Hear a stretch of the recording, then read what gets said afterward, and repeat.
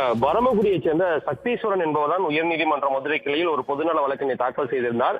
அந்த பொதுநல வழக்கில் திருச்சி, நாமக்கல் பகுதிகளில் கிட்னி சாயப்பட்டைகளில் பணியாற்றக்கூடிய தொழிலாளர்களை ஏமாற்றி கிட்னியை திருடி விற்பனை செய்வதாக முறைகேடு நடந்துள்ளது. தற்போது அது சமூக வெளிச்சத்திற்கு வந்துள்ளது. எனவே இந்த கிட்னி விவகாரத்தில் சிபிஐ விசாரணைக்கு உத்தரவிட வேண்டும். மேலும் இதில் சம்பந்தப்பட்ட நபர்கள் மீது உரிய நடவடிக்கை எடுக்க உத்தரவு பிறப்பிக்க வேண்டும் என்றுதான் மனு தாக்கல் செய்திருந்தனர். இந்த மனுதான் சற்று முன்பாக நீதிபதிகள் சுப்பிரமணியம் மற்றும் நீதிபதி அருள் முருகன் ஆகியோர் அடங்கிய அமர்வில் விசாரணைக்கு வந்தது.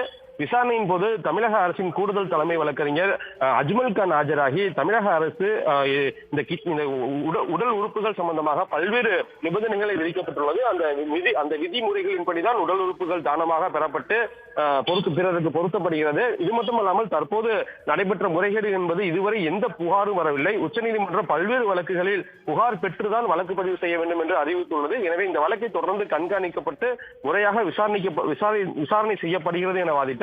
அதேபோல மனுதாரர் தரப்பில் வழக்கறிஞர் ராஜராஜன் ஆஜராகி இந்த வழக்கில் இதுவரை வழக்கு பதிவு செய்யவில்லை என தெரிவித்தார். அதனைத் தொடர்ந்துதான் தற்போது நீதிபதிகள் பள்ளிப்பாளைய சம்பவத்தில் உடனடியாக முதல் தகவல் அறிக்கை, அதாவது எஃப்ஐஆர் ஃபைல் பண்ண வேண்டும்.